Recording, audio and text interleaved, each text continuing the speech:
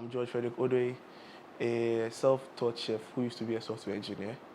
I quit my job 4 years ago to focus on being a chef full-time.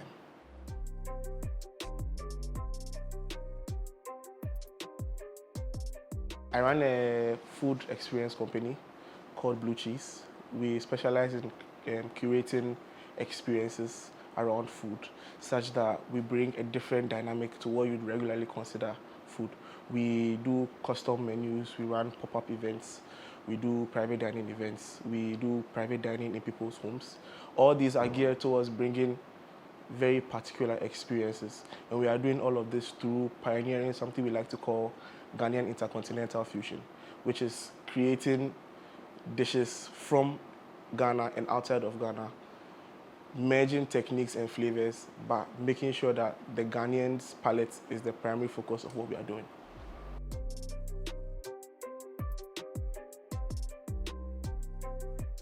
So when I quit my job to be a software engineer, I quit my job actually to be a home chef, a chef who would cater to the needs of a few friends that I decided to live with. But after doing it for a year, I realized it's something that had the potential to grow into a business. One thing I noticed after eating out a lot is that there's a particular experience factor which I think is missing from the general culinary scene, where we go out to eat and it's basically, you eat something, like you have a dish, maybe a new dish, maybe something you already are familiar with, but it's basically just sitting at a place that looks nice and eating. It lacks what's a memory aspect to it, something that makes you remember the moment. So like when you go to a concert, your favorite artist performs and you remember it because maybe he throws money in the crowd or he jumps into the crowd and dances with you. Like there's an experience factor which I feel like food can bring, where you can show someone something they never expected to taste the way it tastes. You can tell someone, I'm putting apples and pork together, and they're like, why? And I'm like, try it, because apples and pork are made for each other. You do something I call a taco omakase, which is 15 courses of continually changing a taco based on the preference of the person enjoying it. It gives them something to remember. When you do that for a couple, they end up realizing what they like and what they don't like, and how their similarities and differences can help them to choose a different dish when they go out the next time. It's creating a dish that would be very intentional and familiar in, let's say, groundnut soup ramen, where groundnut soup is something you enjoy as a Ghanaian, maybe with your fufu or with your banku or with your kenki, but then someone changes the starch element and makes that noodles and adds proteins you generally get in your groundnut soup, but treated differently to work in the ramen context. It's just giving people a different experience to food, because for me, food is one way that I can fully express myself. So I started my company to be able to give that experience to people, because I feel like that was lacking. And through the ups and downs, we are finally getting to the place where the kind of creations we are bringing out are getting accepted.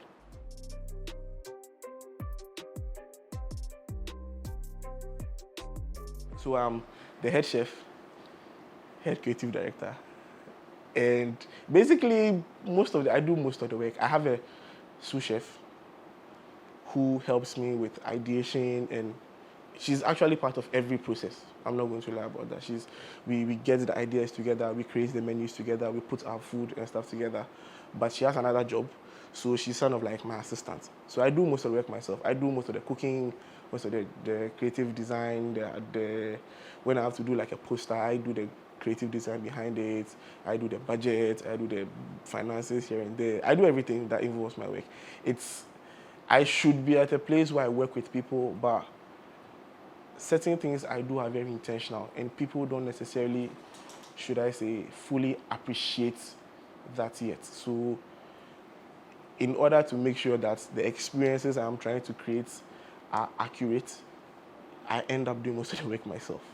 It limits me in the number of orders and number of clients I can have at a time, but I believe my work speaking for itself is more important than selling out and making a lot of money.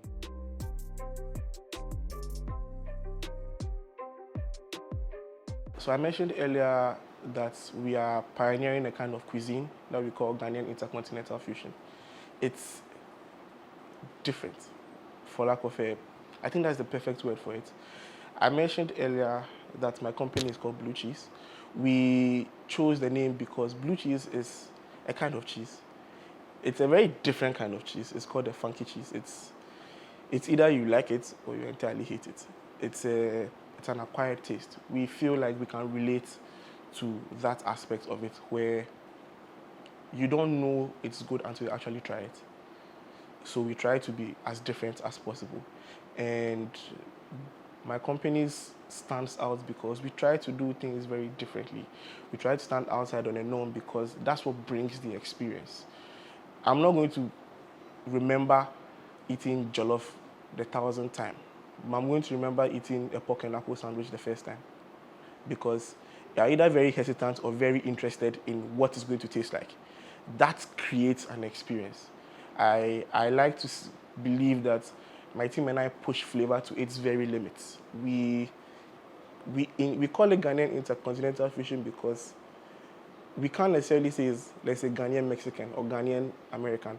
Our inspiration comes from everywhere. We can have 20 different countries or 20 different ideas or inspirations from different places in one dish. It doesn't mean the dish is no longer a Ghanaian Mexican dish. It just means that you can get inspiration from so many other places and layer them in such a way that it speaks as one congruent dish, but then you can still separate it into elements from everywhere else. That is the essence of what we try to do at my company, by bringing an experience, by making you experience food from different perspectives. So you get an acidic layer from Mexico, you get a savory or umami-based layer from Korea, you get a simple rice dish from, let's say, India, you get a sauce which is based on Ghanaian shito as the factor which brings everything together to form one main dish, which is, let's say, a bibimbap. But then it has flavors from different places which still work in the general context of it, but then also allows you to experience little bits of everywhere else before you get to the final product. It's an experience we are bringing for you. We want you to see that food, the reason why every culture has food is because it's the one thing that allows us to express how we nurture and grow and survive with the things we have around us.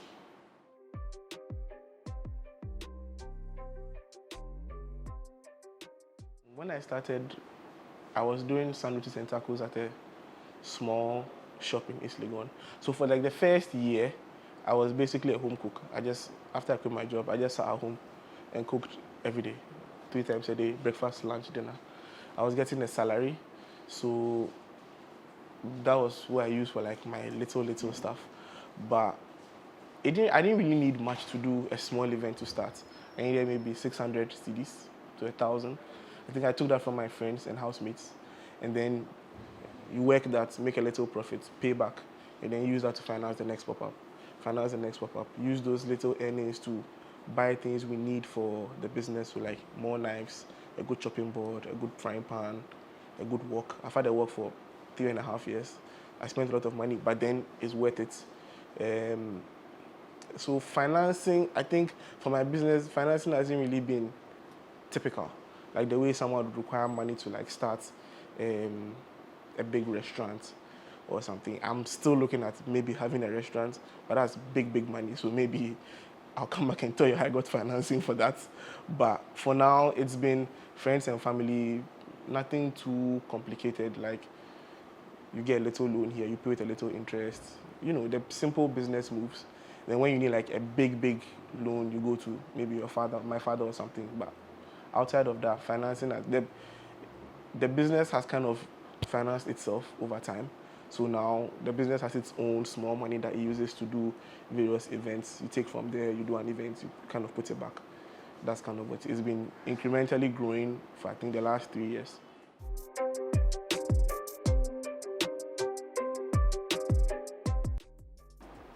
I think my competition, the general perspective of competition would be maybe people who do things like me. Unfortunately, I feel like nobody's doing what I'm doing.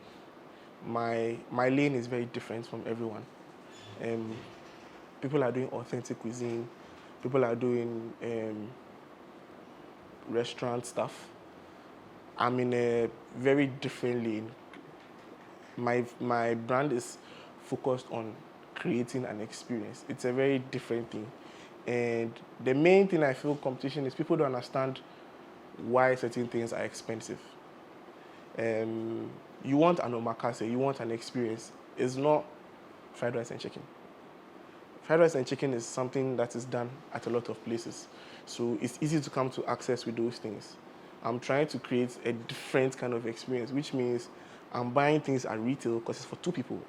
I'm buying specific things.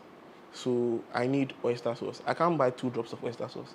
I have to buy the whole bottle of oyster sauce. Unfortunately for you, you have to pay for the bottle of oyster sauce. It's not my fault.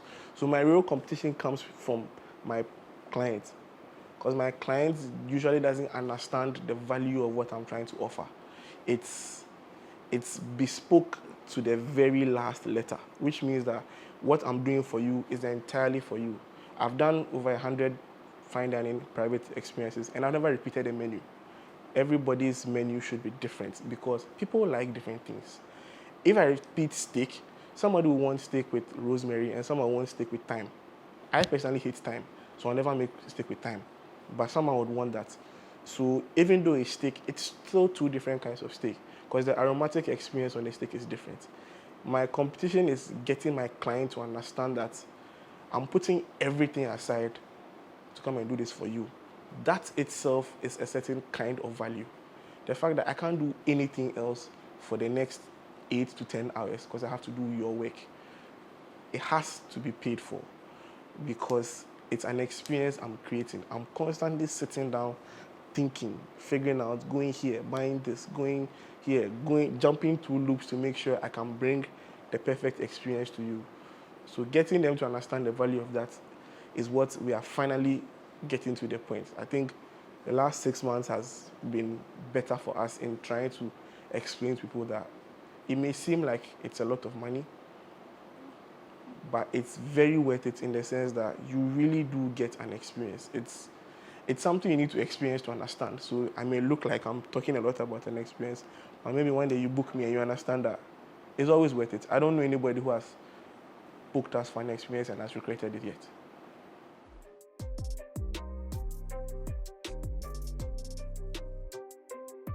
My worst entrepreneurship experience happened about 2 months ago.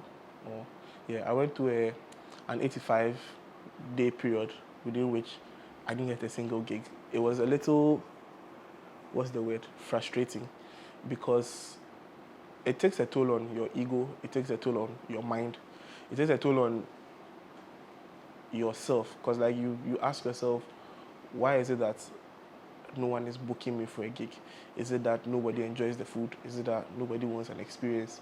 It's not as simple as just not having work and, oh, you should rest, you can't really rest when you're not having work. So it took like actually cooking my way through the mental trauma of actually not being booked for a while.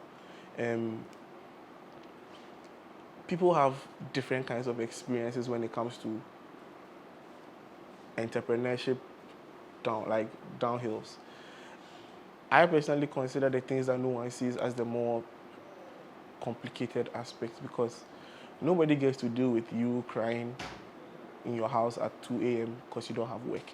Nobody gets to see the fact that you have a job that maybe you can't execute, or a job that you want to execute, but because of certain reasons you can't, because maybe you are busy or family situation, so you can't do a job. Nobody talks about those things. Those are my downtimes. I feel like as an entrepreneur, you will fail at things. You will not get everything right. But that is what being an entrepreneur means. As long as you are putting in your best effort at every single step. As long as you're putting your best effort, even if you fail, you put in your best. Your best was just not good enough. That's okay. It's okay to fail as long as you know that you're going to learn from it and be better the next time. So the fails that come with the job itself, I consider normal. It's the things that kill you behind the scenes, the things that nobody really gets to talk about. Those are the failures I consider worth mentioning.